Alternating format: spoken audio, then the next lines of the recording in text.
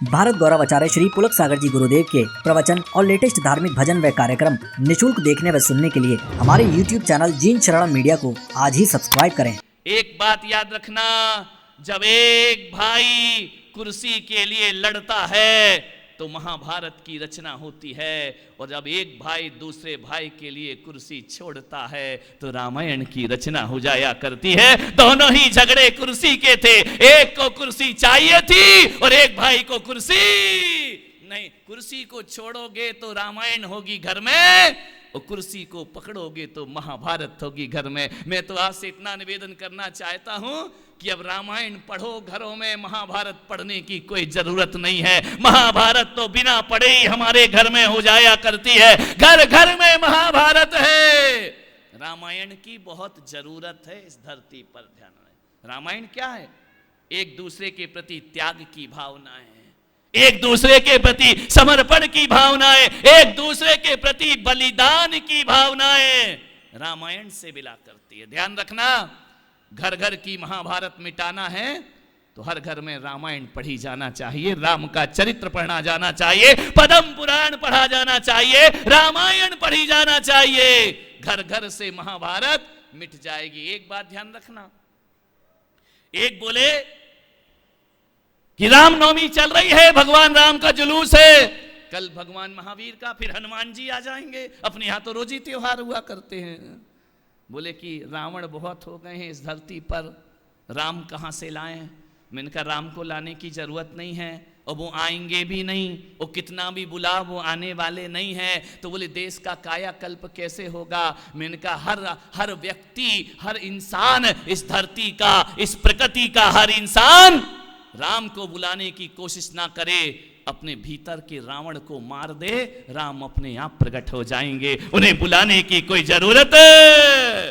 अपने भीतर के रावण को मारो, राम को आने में ज्यादा देर नहीं। भीतर तो रावण बैठा है, बाहर रामायण पढ़ रहा है। आदमी विचार करिए, सोचना है आपको, ये कैसी पूजा, ये कैसी भक्ति है। भीतर तो मारीच का जीवन है और जुबान पर महावीर का जयकारा हुआ करता है। ध्यान रखिए, थोड़ा सा जीवन हमें बदलना पड़ेगा। महाभारत हुई, किससे आपको मालूम है? कहानी आपको मालूम है, पूरा याद है। कौरवों ने पांडवों को एक खंड प्रस्थ दे दिया। बोले संधि की जाए, युद्ध नहीं होना चाहिए। धृतराष्ट्र ने दे दिया कि जो जहां पर कभी वर्षा नहीं होती है, जहां पर कभी फसल नहीं आती है, ऐसे खंड प्रस्थ दे दिया पांडवों को, जाओ वहां रहो। दिया नहीं दिया बराबर। एक बात ध्यान रखना, खंड प्रस्थ कैसा भी हो, यदि हमारी लगन, आस्था और मेहनत है ना, और हमारे प्रति यदि हमारी सकारात्मक सोच है, तो पांडव जैसे लोग खंड प्रस्थ को भी इंद्रप्रस्थ बनाने में कसर नहीं छोड़ा करते हैं। इंद्रप्रस्थ बना दिया उन्होंने। पूरी दुनिया में चर्चा हो गई, अद्भुत महल बना है इंद्रप्रस्थ का, पांडवों ने बनाया है। खबर दुर्योधन तक भी पहुंच गई। सारे लोग देखने जा रहे इंद्रप्रस्थ को। देखो कौन, ना कोई आर्किटेक्ट था उस समय, ना कोई इंजीनियर था उस समय, ना कोई डिग्रियां थी उस समय। ऐसा सुंदर महल बनाया, कैसा बड़ा दृष्टि भ्रम वाला वह महल था। जहां पानी होता था वहां सूखा दिखता था, और जहां सूखा होता था वहां, अरे दुर्योधन के पास खबर पहुंची। दुर्योधन ने कहा चलो यार अपन भी चल के देखते हैं, दुश्मन है तो क्या हुआ, देखे तो क्या बनाया है। हस्तिनापुर भी फीका पड़ रहा था इंद्रप्रस्थ के सामने। दुर्योधन ने कहा चलो मैं भी चलकर देखता हूं। जैसे ही दुर्योधन गया, क्या देखता है? बड़ा अद्भुत महल है, आंखें फटी की फटी रह गई। खंड प्रस्थ दिया था और इंद्रप्रस्थ बना दिया अर्जुन ने, युधिष्ठिर ने। दुर्योधन ने जैसे ही प्रवेश किया, जहां सूखा दिख रहा था वहां पानी था, और जहां पानी था वहां, अब दुर्योधन सोचा यार यहाँ पानी वानी तो है नहीं। पहले गया तो पानी दिखा, तो उसने बड़ी धोती को संभाल करके चला कि मेरी धोती गीली नहीं हो जाए। देखा वो तो सूखा है, और आगे बढ़े, बोले अब सूखा है, अब धोती क्या संभालना।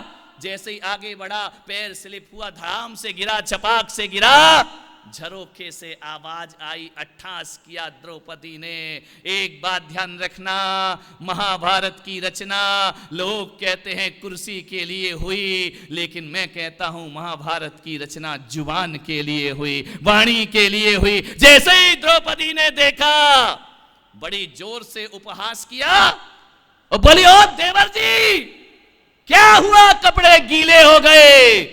दुर्योधन ने देखा कपड़े गीले, मैं भीग गया हूं। बोले कोई बात नहीं देवर जी, ज्यादा शर्मिंदा मत हो, ये कोई नई बात थोड़ी है।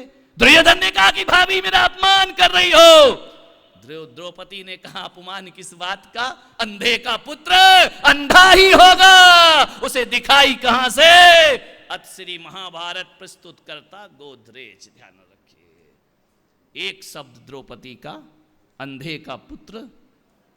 हम दिन भर कैसे शब्द निकालते हैं, ध्यान रखना। हर वक्त अशुभ शब्दों का प्रयोग मत करो। कौन सा शब्द किसके सीने में लग जाए और कौन सा शब्द हमारे जीवन को तहस नहस करके चला जाए, सोच समझ करके बोलिए। बोलने से पहले बहुत सोचिए कि हम क्या बोल रहे हैं और उसका लोगों पर असर क्या होने वाला है। मीठा बोलो, बहुत बड़ा मंत्र है मीठा बोलना। जितनी मिठास जुबान में होगी उतने लोग तुम्हारे पास होंगे। मान विचार करिए, कभी तुमने वो देखा है, एक बंदर होता है ना, वो काले रंग का चिंपांजी, देखा, टीवी पे देखा होगा, डिस्कवरी में देखा होगा।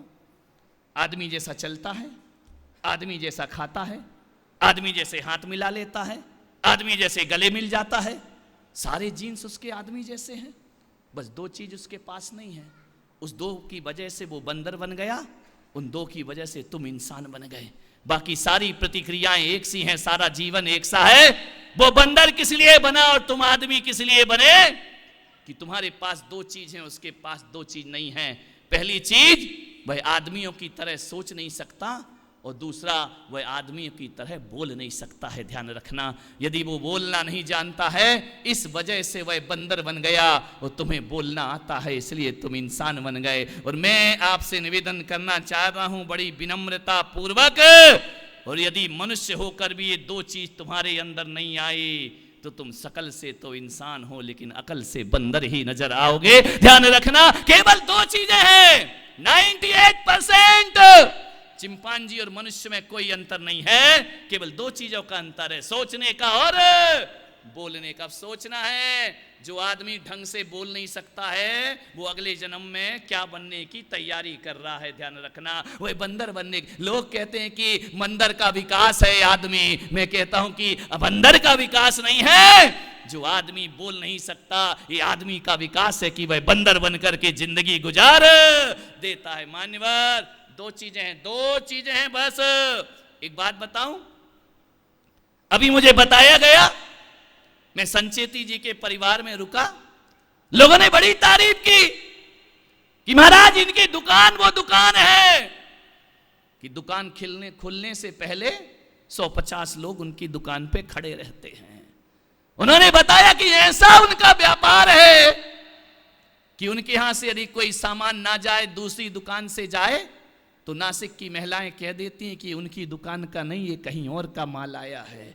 ध्यान रखिए, ये गुडविल बनाई है उन्होंने, ये अपना जीवन बनाया है उन्होंने। मान्यवर, मैं निवेदन करना चाहता हूं बड़ी विनम्रता के साथ आपसे, एक दुकान, दो दुकानें आजू बाजू लगी हैं, एक की दुकान बहुत चलती है, दूसरे की दुकान नहीं चला करती है।